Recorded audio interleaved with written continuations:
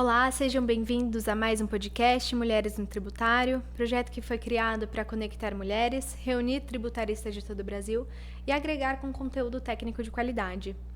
Hoje é um dia muito especial para o projeto porque é o nosso primeiro congresso internacional e nós temos a honra de poder executar esse congresso hoje no BTG Pactual.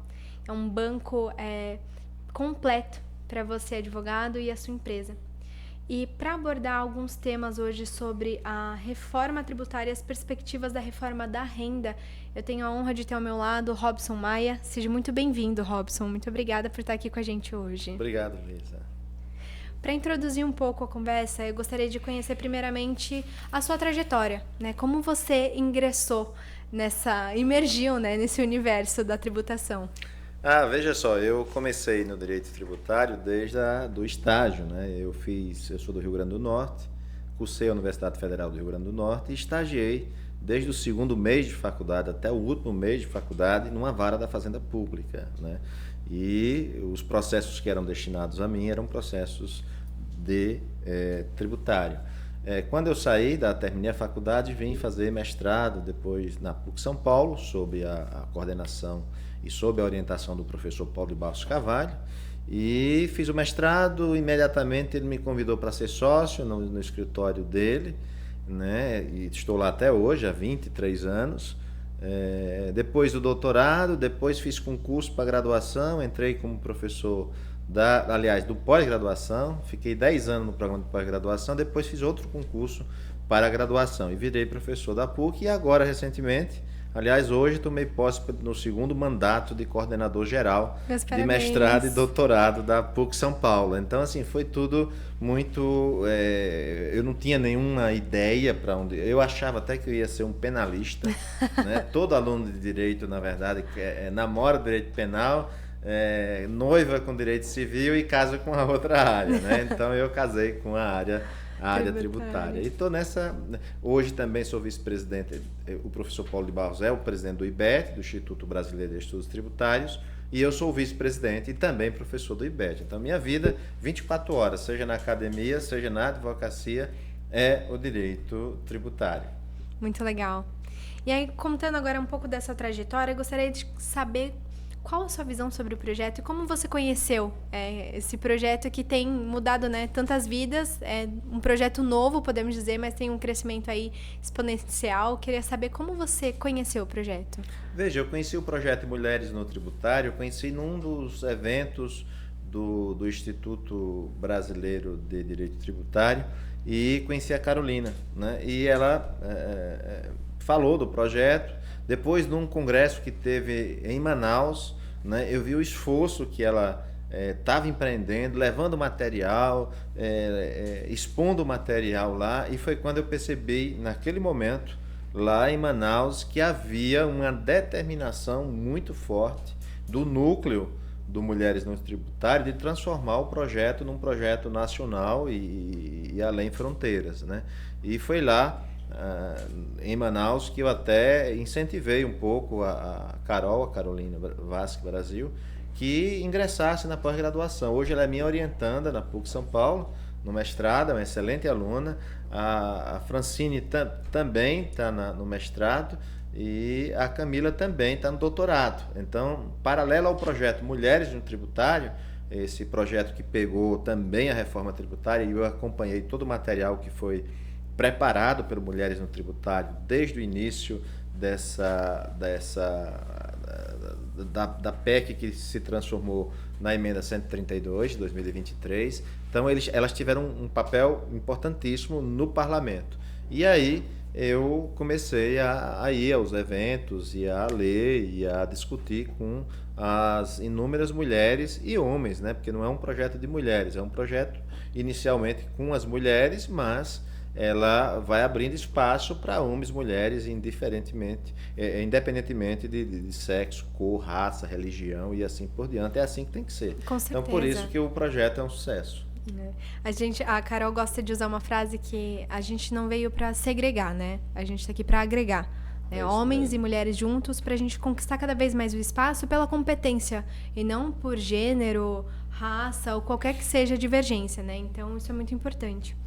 E aí, hoje, você vai participar, né, do painel de perspectivas da reforma da renda.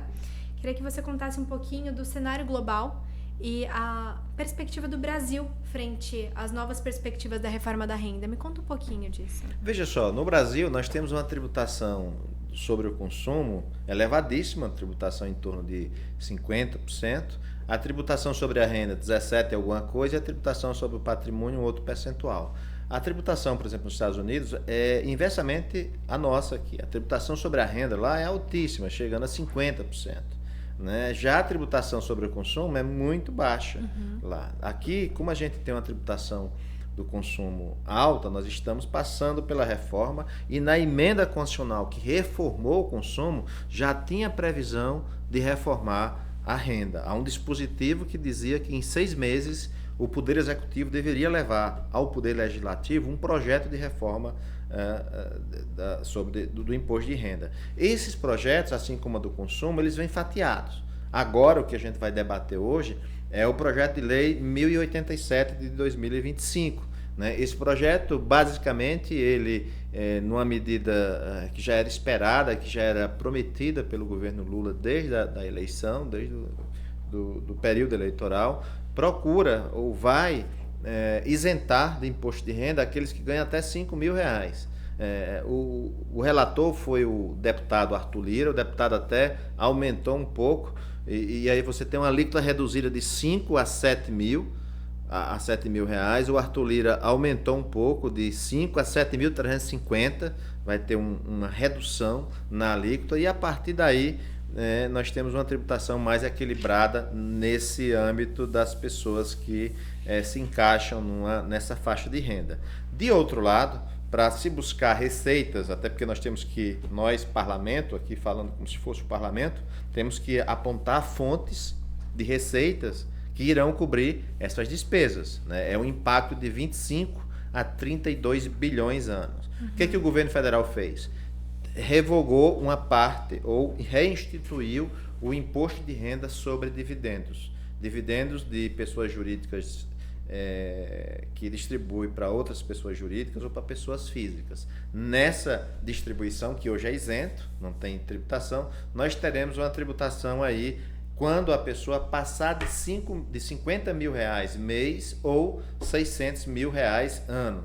E aí começa uma faixa de tributação que pode chegar a 10% se a pessoa tiver a distribuição de até 1.200.000. Daí para frente, toda a distribuição que era zero para as pessoas físicas, agora passa a ser acima de 1.200.000 por ano, passa a ser 10%. É uma tributação expressiva, né? Não é algo trivial. Desde 1995 que nós tínhamos a isenção desses dividendos, e agora, a partir do próximo ano, nós teremos a tributação. Isso rima com o que está acontecendo no mundo todo. Essa tributação dos dividendos ocorre em maior e menor parte no mundo todo. Agora, quando nós instituímos a tributação a isenção sobre os dividendos, de certa forma nós fizemos um pacto lá em 1995, que era aumentar a tributação da pessoa jurídica de 22%, 23% para 34%, e quando o recurso sai para a pessoa física, ele saía isento na isenção de dividendos. Agora a gente deixa a tributação lá em cima, na pessoa jurídica, nos 34%, eu sei que tem as isenções, tem as exclusões todas, não chega, essa é a alíquota nominal, não é a alíquota real.